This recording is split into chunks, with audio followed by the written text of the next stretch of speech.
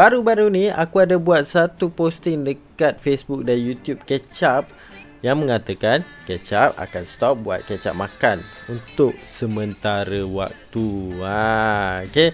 Tapi aku tak sangka, kau tahu tak sangka apa? Dekat Facebook okey ya, no problem. Dekat YouTube ada juga orang yang kecam tindakan keputusan kita orang ni. Memang aku tak boleh brain lah orang macam ni. Kita ambil contoh. Contohnya adalah ni Muhammad Yassin Abdul Rahman. Apa yang korang mengarut ni Kecap? Hari tu dah cuti 6 bulan, ni nak cuti lagi. Tak payahlah bagi alasan COVID tu. Boleh je kau review kat rumah. Kalau tak nak makan pun, at least kau buatlah rentap konten dekat rumah. Tak apa-apalah. Ini antara manusia yang tak reti nak baca kan. Sebab apa? Aku buat posting tu, dekat dalam posting tu tulis Kecap makan sahaja, stop buat video makan untuk sementara waktu. Aku tak tahulah ni jenis tak baca habis ke apa kan. Lemah. Yan Rahman, Isaac dengan Syedut okey je. Kenapa lah kau takut sangat ni? Alasan ni kita ambil langkah berjaga-jaga. Kita ni ada family. Nak tunggu kena ke baru nak berjaga-jaga? Kau dah sakit barulah nak kurung diri dalam rumah. Mana boleh macam tu? Sebelum kau kena lah kau limitkan. Kecap makan ni tolong orang berniaga especially orang kita lah. Okay, itu adalah reason kenapa aku dengan Aim buat kecap makan. So kalau pergi shoot makan, dia akan meninggikan risiko untuk kita orang terkena penyakit COVID-19 ni. Korang cakap boleh je buat video makan macam Syedut, Aizat Osman. No, kita orang bukan jenis macam tu. Kita orang ni bukan YouTuber tau. Bukan eksklusif YouTuber. Kita orang ni juga ada buat video lain. Bukan YouTube sahaja. Buat video makan adalah untuk tolong orang. Duit nombor 2. Duit tu pun tak ada sangat pun. Kecap makan ni lebih kepada keluar duit kan. Kita orang bukan jenis yang macam untuk view semata-mata, tunjuk kat korang kita orang makan. Tak. Kecap makan is untuk promote kedai-kedai makan yang kita orang rasa tak kisahlah sedap ke tak sedap kan, based on makanan tu lah. Tapi lebih kepada exposekan kedai-kedai makan yang ada dekat Malaysia ni. Bukan je lah semata-mata untuk view. Kalau dulu view kita orang sikit, kita orang buat juga. Bukan sebab kerja view. Bukan, kita tolong orang-orang ni. Faham? Anyway, sekarang Malaysia telah pun masuk ke fasa orang cakap lockdown lah. Tapi tak adalah lockdown sangat. Belum sampai orang cakap perintah berkurung tu, belum lagi. Sekarang baru macam kawalan pergerakan. Kawalan pergerakan ni actually adalah satu langkah yang baik yang dilaksanakan oleh government. Tapi yang tak baiknya rakyat Malaysia. Government dah bagi cuti, faham tak? Paksa cuti ni akan datang banyak masalah, especially kepada ekonomi rumah tangga. Ekonomi rumah tangga. Dia bukan saja company yes, company akan affected teruk. Tapi kalau kita pandang lebih dalam lagi, bukan kita kena fikir company yang teruk tu, kita kena fikir macam mana dengan orang yang tak mampu. Faham tak kan? Bila dia cuti tanpa gaji, dia tak ada gaji untuk survive. And then selama ni pun dia hidup pun cukup-cukup makan je, tak ada extra saving. Macam mana dengan orang-orang macam ni? Itu yang aku nak tahu nanti government apa solution dia. Sebab aku tak rasa lockdown ni sampai hujung bulan ni. Aku rasa dia akan extend lagi. Sebab apa? Bila government dah announce kawalan pergerakan ni, korang still lagi keluar, itu masalahnya. Inilah masalah antara punca-punca yang benda ni, lockdown ni akan di-extendkan lagi. Announce lockdown, terus nak balik kampung, terus nak berpusu-pusu pergi shopping mall. Korang tahu tak, korang pergi shopping mall beratur panjang-panjang tu, penuh-penuh dalam shopping mall tu kan, pasar ke apa ke, itu meninggikan risiko untuk korang sendiri kena COVID-19. Faham? Sama juga korang pergi balik kampung, korang tak tahu korang ada COVID-19 tu ke tak. Kita tak tahu. Aku tak tahu aku ada ke tak. 2 minggu sebelum perintah berkurung ni, kita tak tahu. Sebab kita ada keluar. Aku sendiri ada keluar. Kita ada pergi beli makan. Kita tak tahu. Kita tak tahu cashier tu ke, duit tu ke, waktu kita pegang tu ada ke. Kita tak tahu. So bila korang balik kampung, korang secara tak sengajanya merebakkan virus ni dengan lebih luas. Kalau korang nak tahu, Malaysia ni still lagi dalam early stage COVID lah. Kalau kita bandingkan negara yang dia punya case dia beribu-ribu, berpuluh ribu kan. 673, which is tinggi, sangat-sangat tinggi dah sebenarnya kan. Sebab apa? Ini semua terjadi sebab kita tak berhati-hati kan. Ini adalah sebab kenapa aku dah nampak coronavirus ni dia akan merebak. Sebab tu aku decide untuk stopkan kecap makan dulu. Nampak? Kita kena bijak lah kat sini kan.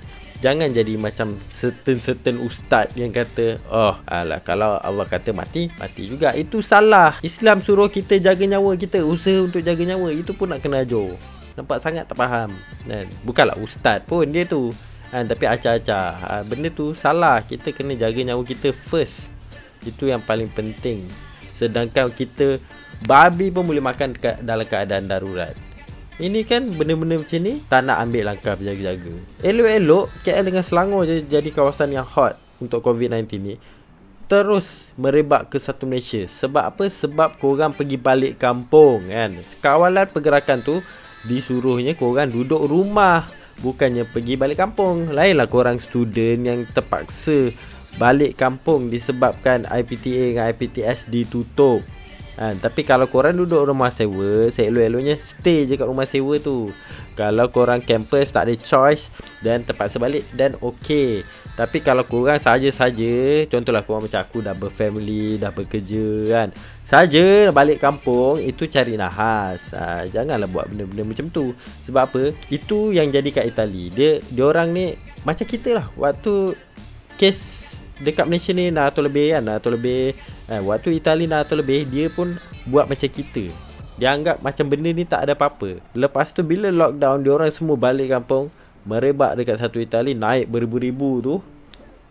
Itulah dia apa yang jadi kat Itali. Dah merebak satu Malaysia, nak buat apa? Yang korang balik kampung tu kenapa? Patutnya korang duduk rumah, limitkan aktiviti kat luar. Keluar untuk beli barang-barang keperluan saja. Selain daripada tu duduk rumah, jangan keluar. Kecuali kes-kes emergency, ada kematian ke, mak bapak sakit ke, yang penting sahaja. Kalau tak, kalau setakat, oh kenapa nak balik? Nak balik kampung kan? Kenapa nak keluar negeri? Nak balik kampung.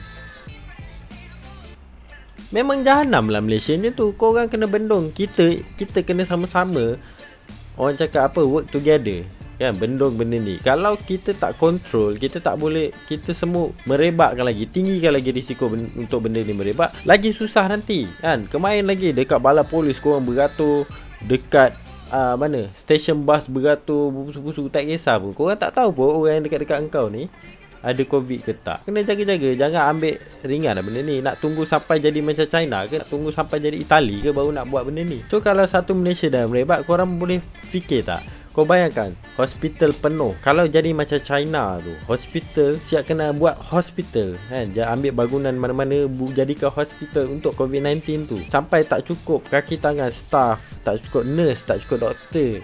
Kau boleh bayangkan tak benda tu berlaku kat Malaysia?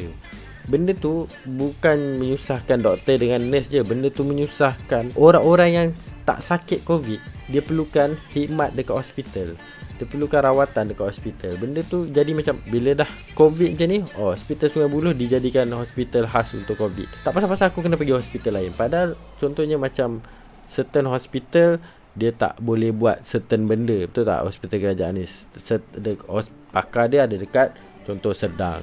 Contohnya macam tu lah.